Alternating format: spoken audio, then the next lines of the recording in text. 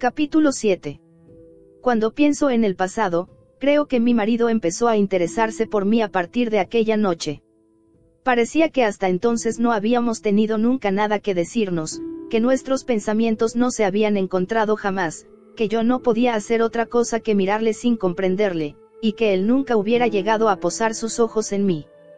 Si acaso nos habíamos dicho algo, fue con la cortesía que se emplea entre personas extrañas, yo, tímidamente, él con una corrección demasiado manifiesta para que yo pudiese tomarla por interés.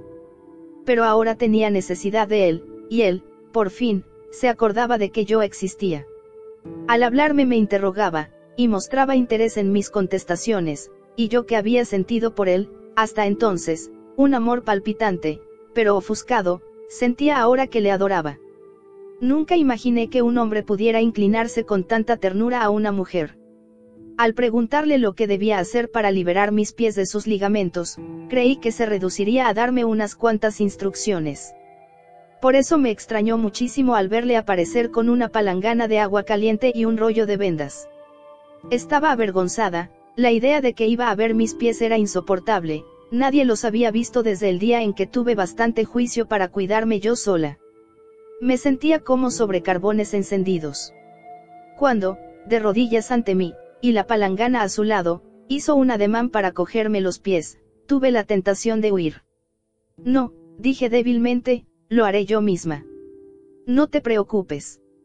Recuerda que soy médico. De nuevo me negué. Él levantó la cara y me miró a los ojos fijamente. Kuei-lan, dijo con tono grave. Sé lo que te cuesta hacer esto por mí. Pero permite que te ayude en lo posible. Soy tu marido. Cedí sin reflexionar más. Me cogió un pie con sus dedos ágiles, quitó la sandalia, la media y, por último, la banda interior. Su rostro tenía una expresión triste y a la vez severa. ¿Cómo debes de haber sufrido?, murmuró con ternura. Qué triste infancia. Y todo inútilmente. Al oír aquellas palabras, no pude retener las lágrimas. Sí, los sacrificios hechos no habían servido para nada. Y ahora él me imponía otros. Bajo los efectos de la inmersión y el desvendado, nuevas torturas empezaron para mis pies. El proceso de la distensión se reveló casi tan doloroso como el achicamiento con los ligamentos apretados. Poco a poco, la sangre comenzó a circular, y esto me produjo dolores insoportables. Había momentos en que, para mitigarlos un poco, me arrancaba las vendas ligeramente aplicadas para aplicarlas con fuerza. Pero inmediatamente pensaba que mi marido se daría cuenta y, con manos temblorosas, me quitaba de nuevo las vendas. No encontraba alivio más que sentándome sobre los pies, con las piernas cruzadas y balanceando el busto. Hacía tiempo que había dejado de pensar en cómo me presentaría ante mi marido. ¿Qué importaba que me presentase fresca y alegremente ataviada? Durante la noche, las lágrimas habían inflamado mis ojos y tenía la voz ronca a causa de los gemidos que no podía contener.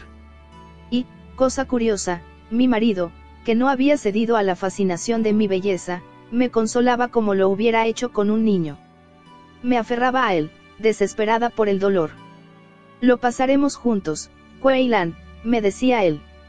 Sufro viéndote sufrir así, pero piensa que esto que hacemos ahora no es tan solo útil para nosotros, sino para los demás, es una protesta contra esa antigua y mala costumbre. No. Suspiraba yo. Lo hago por ti, únicamente por ti, para parecer a tus ojos una mujer moderna.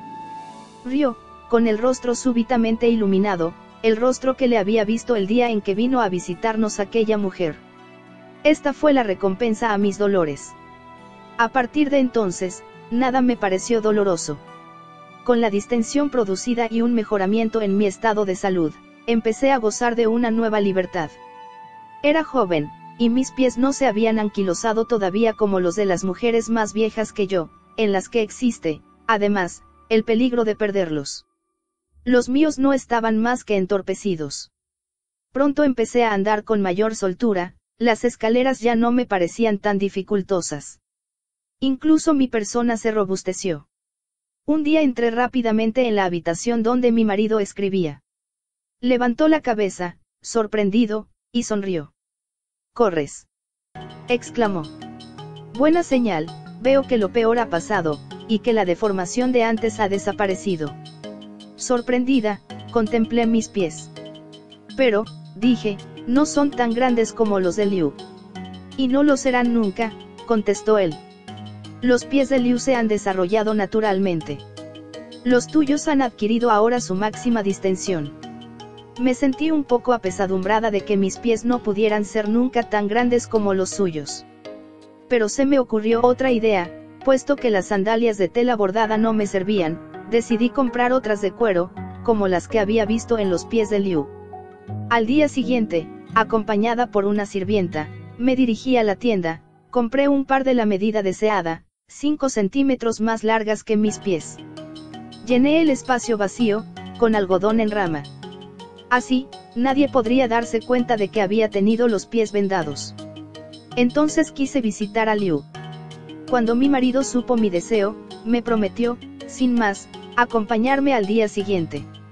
Me quedé estupefacta, no está bien visto que un marido acompañe a su esposa por la calle. Ahora también estoy acostumbrada a eso. Al día siguiente, tal como se había convenido, fuimos a la visita. Mi marido mostróse muy amable conmigo, aunque más de una vez me confundió, dándome la preferencia al entrar en una u otra habitación. No estaba todavía al corriente de esta costumbre, y él tuvo que explicarla al regresar a casa.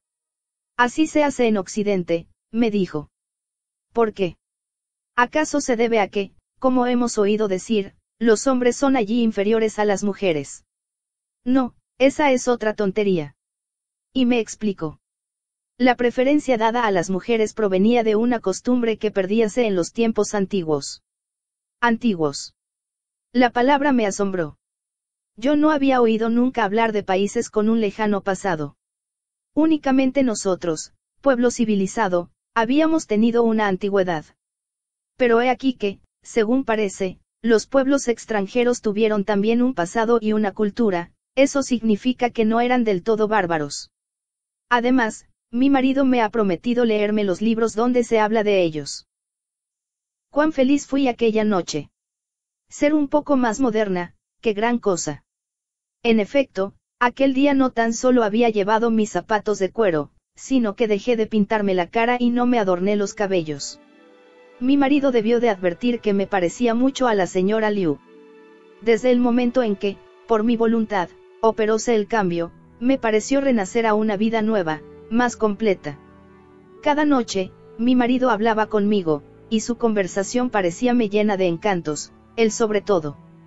Ah, si supieras las cosas curiosas de que me informaba a propósito de los países extranjeros y sus habitantes. Y qué carcajadas motivaban mis atónitas exclamaciones. ¡Qué ridículos son! ¡Qué gente tan estrafalaria! No son mucho más estrafalarios, contestaba él, muy divertido, de lo que nosotros aparecemos a sus ojos. ¿Cómo? ¿Nos consideran estrafalarios? Naturalmente. Decía mi marido riendo, si les oyeses hablar. A sus ojos, nuestras costumbres son ridículas, nuestro rostro también, y lo que comemos y todo lo que hacemos. No les cabe en la mente que podamos tener el aspecto que tenemos y nos comportemos como nos comportamos, siendo tan humanos como ellos. Aquello era demasiado fuerte. ¿Cómo podían considerar su modo de vestir, su aspecto y maneras tan humanas como las nuestras? Pero nosotros, observé dignamente, las cosas que siempre hemos hecho, nuestra urbanidad y el tipo físico, son cosas que datan de tiempos antiquísimos. Uno exacto, o por lo menos, tan antiguos como los suyos. Siempre he creído que los extranjeros venían aquí para adquirir un poco de civilización. Mi madre así me lo decía. Y tu madre se equivocaba. Es todo lo contrario, han venido aquí creyendo poder civilizarnos. Es cierto que nosotros les podemos enseñar muchas cosas, pero ellos no están persuadidos de eso, lo mismo que tú no te persuades de que debemos aprender mucho de ellos. Todo lo que decía mi marido era nuevo y estaba lleno de interés. No me cansaba nunca de oírle hablar de los extranjeros y sobre todo de sus maravillosos inventos, de los grifos de donde sale agua fría o caliente, de las estufas que funcionan sin combustible, de las máquinas que van por el agua y de otras que navegaban bajo el agua. Y, en fin, ¿qué decir de esos aparatos maravillosos que vuelan? ¿Estás seguro de que no se trata de magia? Pregunté inquieta. Los viejos hablan de los milagros del fuego, de la tierra y el agua, siempre hay algún truco en esas cosas. Magia. ¿Qué dices? Nada de magia, una vez logres comprender, verás que son cosas bastante sencillas. Es la ciencia. Todas las noches me hablaba de esa ciencia, y poco me faltaba para comprender que mi hermano sintiera su fascinación hasta el punto de oponerse a los deseos de mi madre, que vanamente había intentado evitar que atravesase el Pacífico. Yo misma me sentía encantada y empezaba a sentirme superlativamente instruida, tanto es así que, un día, no pude resistir al deseo de catequizar, a falta de otra persona, a nuestra cocinera. Esta limpiaba el arroz en la pila del patio de la cocina. Al oír mis palabras, cesó de sacudir el sedazo. ¿Quién dice eso? Preguntó, mirándome con ojos de sospecha, y en absoluto deseosa de ser convencida. El Señor, dije con autoridad. ¿Lo crees ahora, sí o no? Oh. Contestó ella, dudosa. Lo único que sé es que el Señor tiene mucha instrucción, pero basta con mirar para darse cuenta de que la tierra no es redonda. Suba usted a la pagoda que hay en la colina sur de la Estrella del Norte, ya verá cómo durante kilómetros y kilómetros a su alrededor, la tierra, incluso con sus montañas, ríos y lagos, es plana como un pastel. En lo que se refiere a nuestro país, sin duda se encuentra en el centro, de otra manera no podríamos dar razón a los antiguos sabios, que sabían mucho, y le han llamado, precisamente, Reino del Centro. Yo tenía prisa de profundizar un poco más. Eso no basta, dije. La Tierra es tan grande que para alcanzar el lado opuesto transcurriría el periodo de una luna, y cuando es de noche aquí, en el otro lado es de día. Tonterías, tonterías, señora. Exclamó la cocinera triunfalmente. Si se necesita una luna de días para ir de aquí a esos otros países, ¿cómo puede el Sol realizar todo el recorrido en tan pocas horas, puesto que precisa de un día entero para recorrer el corto espacio entre la montaña de Púrpura y las colinas occidentales de ahí? Y prosiguió su tarea de sacudir en el agua el sedazo de arroz. Reconocí, sin embargo, que no podía culparla de su ignorancia. Entre todas las cosas curiosas que aprendí de mi marido, había una, sobre todo, que me sorprendía infinitamente, que los pueblos occidentales tuvieran las mismas luces celestes, el sol, la luna y las estrellas, que nosotros. Hasta entonces había creído que Panku, el dios creador, las había hecho únicamente para los chinos. Pero mi marido es sabio, lo sabe todo, y no dice más que la verdad. Capítulo 8. ¿Con qué palabras decirte, hermana, cómo empezó el favor de mi marido? ¿Acaso yo misma estoy segura de cuándo empezó su corazón a despertar? Ah. ¿Cómo puede la fría tierra observar que en la primavera el sol abre a las flores su corazón? ¿Es posible que el mar se dé cuenta de que la luna le atrae? He perdido la noción del tiempo, únicamente sé que ya no estoy sola, que allí donde esté él está mi hogar. He olvidado la casa de mi madre.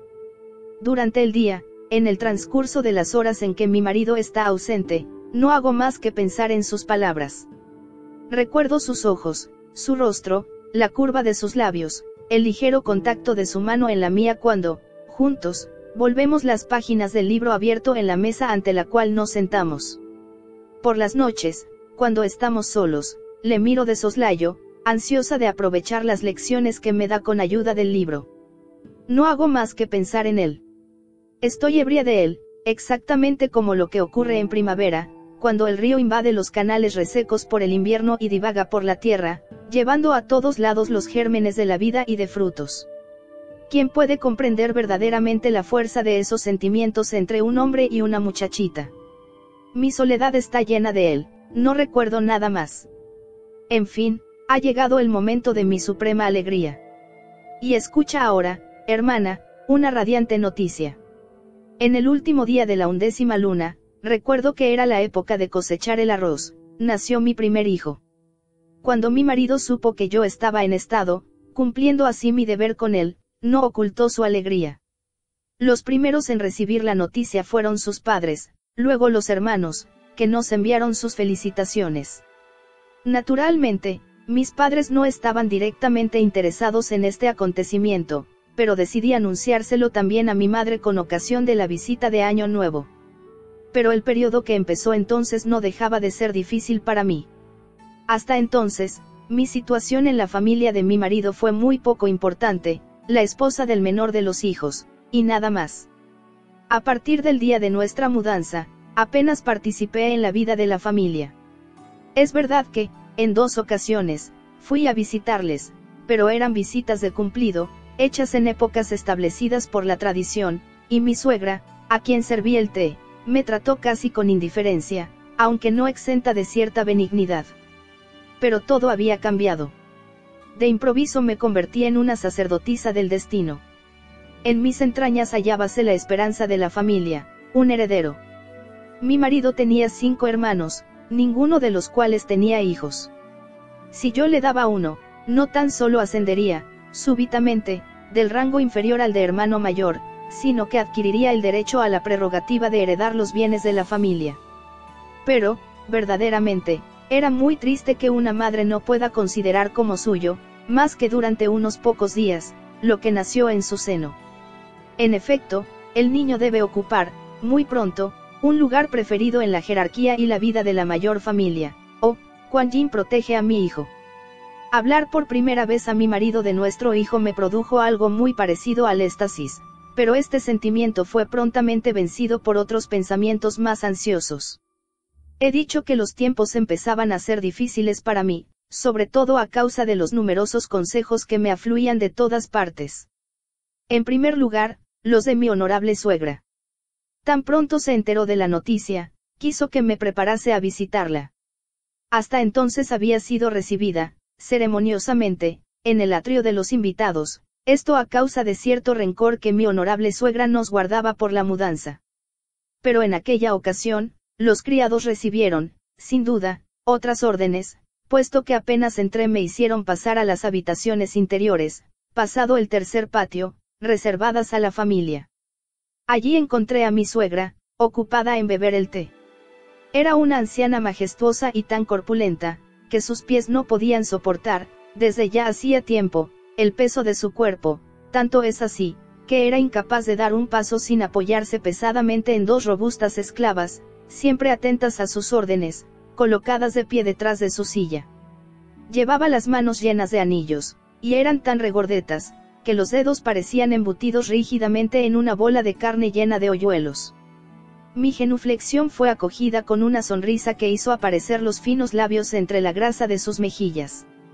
Me cogió una mano y la golpeó amablemente con una de las suyas. «Magnífica muchacha», dijo, con la voz un poco ronca que tenía desde que su cuello desapareció, hundido en la carne, y a causa del asma que no la dejaba en paz.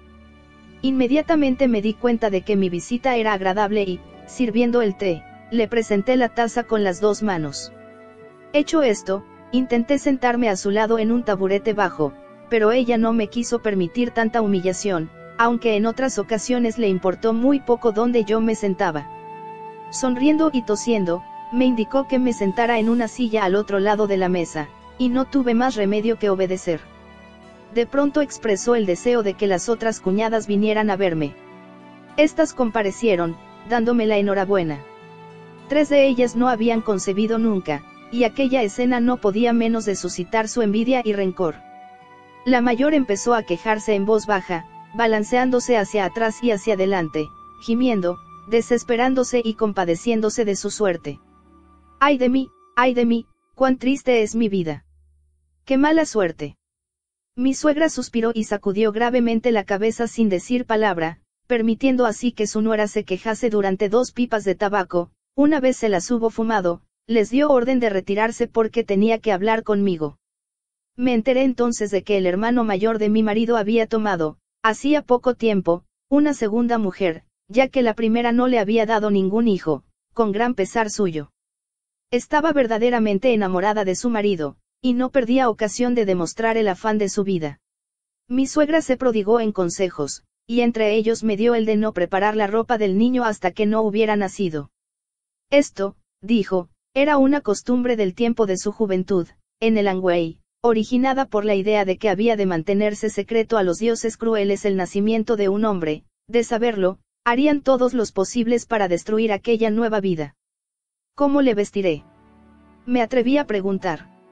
No voy a dejar desnudo y abandonado al pobrecito. Envuélvele en la ropa vieja de su padre, contestó mi suegra, eso le traerá suerte. Yo lo hice con mis 5 hijos, y todos están con vida.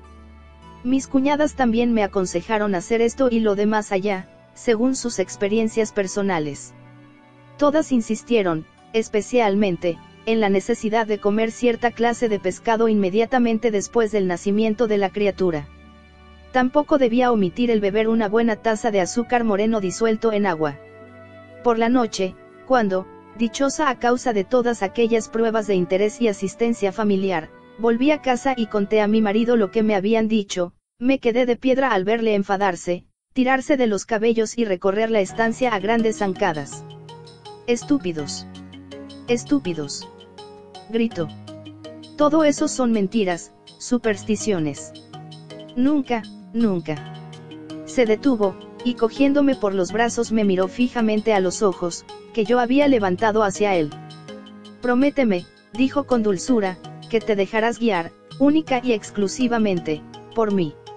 Has de obedecerme, ¿comprendes? Prométemelo, si no, te juro que no volverás a tener ningún otro hijo». ¿Qué podía hacer yo sino prometer? Cuando le di mi palabra, pareció calmarse. «Mañana», dijo, «te llevaré a una casa donde podrás ver cómo se vive a la occidental. Es el domicilio de mi antiguo profesor americano. Deseo que hagas esa visita, no para que imites simiescamente sus costumbres, sino porque deseo ampliar el horizonte de tus ideas». Las órdenes de mi marido fueron ejecutadas al pie de la letra. Únicamente hice una cosa sin que él lo supiera. A la mañana siguiente, al amanecer, era tan temprano, que todo el mundo dormía, excepto un muchacho que vi vagamente a través de la bruma matutina. Me escapé de la casa sin ser vista, me acerqué al templo y encendí ante Kuan Yin, la diosa protectora de los hijos y la buena gestación, unos cuantos bastoncitos de incienso de que me había provisto en una tienda. La losa de mármol ante la diosa estaba húmeda de rocío, pero a pesar de eso, me arrodillé, y varias veces la toqué con la frente, murmurando plegarias con todo el corazón, y mirando a la diosa con ojos suplicantes. Esta me contemplaba impasible. La urna estaba llena de cenizas frías del incienso que otras madres habían ofrecido antes que yo, con plegarias no menos ardientes que las mías. Hundí bien en el montoncito de ceniza los bastones, los encendí y dejé que ardiesen ante la diosa. Una vez hecho esto, volví a casa. Fiel a su promesa, mi marido me llevó a visitar sus amigos extranjeros. Sonrió, hermana, al confesar que también se unía a mi gran curiosidad un poco de miedo. «¿Qué quieres?». Nunca hasta entonces había estado en una casa extranjera, y ningún extranjero había tenido relaciones con la casa de mi madre. Mi padre, naturalmente, había conocido a algunos durante sus viajes, y su juicio se resumía a una carcajada a causa de la vulgaridad de su aspecto y la rudeza de sus maneras. Cosa extraña, únicamente mi hermano los admiraba. En Pekín conoció a muchos, y entre los profesores de su escuela los había extranjeros. Recuerdo que un día le oí que había estado en casa de no sé qué extranjero, y la idea de aquella audacia me había llenado de admiración. En casa de mi madre no se sentía ni sombra de la influencia de los extranjeros. A veces, es verdad, algunas sirvientas contaban animadamente cosas acerca de extranjeros apenas entrevistos en la calle. Cuando iban a la compra, eran interminables conversaciones a propósito de su piel lívida, de sus ojos claros. Yo prestaba oído a aquellas conversaciones con la misma curiosidad insana que escuchaba los cuentos de fantasmas y diablos, en lo que la fantasía de Wandama era fertilísima. No había yo, en efecto, oído referir a la servidumbre cosas de la extraña magia de los blancos, de su poder de raptar el alma de las personas con una pequeña máquina encerrada en una cajita negra a la que aplicaban el ojo. La cajita hacía tac. Se oía saltar un resorte. Inmediatamente, una extraña debilidad sentíase en el pecho, y poco tiempo después uno moría de enfermedad o accidente. Mi marido se rió cuando le hablé de esto. Entonces, ¿cómo se entiende que yo esté aquí sano y salvo luego de vivir 12 años en su país? Porque eres valiente, contesté, y has penetrado en el secreto de su magia. Observo que necesitas conocer por tus propios ojos a los extranjeros. Ya verás cómo son hombres y mujeres igual que nosotros. Fuimos aquel mismo día. Recuerdo un jardín con hierba, árboles y flores. Primera sorpresa, los extranjeros comprenden la naturaleza, y pueden tener hermosos jardines. No es que estuviese entusiasmada, el conjunto había sido dispuesto con una evidente rusticidad, no se veían patios ni rastro de estanques con peces colorados. Confieso que cuando nos encontramos ante la puerta, hubiese escapado de no tener al lado a mi marido. Alguien, desde el interior, abrió rápidamente, y en el umbral apareció un diablo extranjero. Era alto y contraía su rostro con una gran sonrisa. Comprendí por su vestimenta, igual a la de mi marido, que se trataba de un hombre, pero figúrate mi horror cuando vi que en el cráneo, en lugar de los cabellos negros y lisos de todo el mundo, tenía una especie de lana roja y encrespada. Dos ojos, parecidos a piedrecitas lavadas por las aguas del mar, brillaban en su rostro, en cuyo centro se destacaba una nariz como una montaña. Una criatura horrible, más repulsiva que el mismo dios del norte, a la entrada del templo. Pero mi marido no parecía impresionado en lo más mínimo por el extraño personaje, al que incluso tendía una mano, que el otro cogió, sacudiéndola enérgicamente. En lugar de mostrarse sorprendido, mi esposo se volvió hacia mí e hizo las presentaciones. El extranjero contrajo nuevamente su rostro con una enorme sonrisa, e hizo ademán de cogerme la mano. Miré la suya. ¿Qué mano, hermana? Grande y huesuda, cubierta de pelos encarnados rígidos, y puntos negros. Noté que se me ponía la piel de gallina. Nunca me atrevería a tocar aquella mano. Así es que escondí las mías en las mangas y me incliné. El extranjero acentuó su sonrisa y nos invitó a entrar. Atravesando un recibimiento parecido al nuestro, entramos en una habitación donde, sentada ante la ventana, había una persona en la que inmediatamente reconocí a una mujer extranjera. En lugar de calzones, llevaba una larga sotana de algodón, cogida por la cintura. Sus cabellos, no tan feos como los de su marido, eran largos y lisos, sin embargo, tenían un color amarillo, exento de hermosura. También tenía una nariz larga, pero no tan ganchuda como la de su marido, y manos vulgares, con uñas cuadradas y cortas. ¿Y qué pies? Al mirarlos me imaginé unas barcas. Con unos padres como estos, pensé, ¿cómo serán los diablillos extranjeros? Debo decir, además, que, a pesar de su rudeza, hacían todo lo posible por parecer amables. Pero no había ningún gesto que no denotase su falta de educación, por ejemplo, ofrecían tazas con una mano nada más, y me daban la preferencia desairando a mi marido. En un momento dado, el hombre me dirigió la palabra, como si no fuese el deber de su mujer darme conversación. Aquello me pareció un insulto. Reconozco que no se les podía hacer responsables de sus actos hasta el punto de ofenderme, pero llevaban viviendo 12 años en China, según me dijo mi esposo, y tuvieron tiempo suficiente para aprender un poquitín de urbanidad. No digo esto por ti, hermana, que has vivido siempre entre nosotros y, por lo tanto, eres una de las nuestras. Lo más interesante de la visita empezó cuando mi marido pidió a la extranjera que me enseñase los niños y sus vestidos. Nosotros también esperamos un niño, explicó, y quisiera que mi esposa se iniciase en las costumbres extranjeras. La mujer se levantó inmediatamente, rogándome que la acompañase al piso superior. Tuve miedo de irme sola con ella, y miré a mi marido. Este, como respuesta, me hizo un signo de seguir a la extranjera. Mis aprensiones desaparecieron rápidamente. En el piso superior entramos en una habitación inundada de sol y calentada por una estufa negra. De pronto, una cosa me extrañó, estaba bien claro que pretendía mantener la estancia caliente, y, sin embargo, por una ventana abierta entraba el aire exterior. ¿Para qué decirte mis sentimientos cuando vi a 3 pequeñuelos extranjeros jugando por el suelo? Estaba encantada. Nunca había visto unas criaturas tan bonitas. Tenían el aspecto saludable. Pero sus cabellos eran de color claro.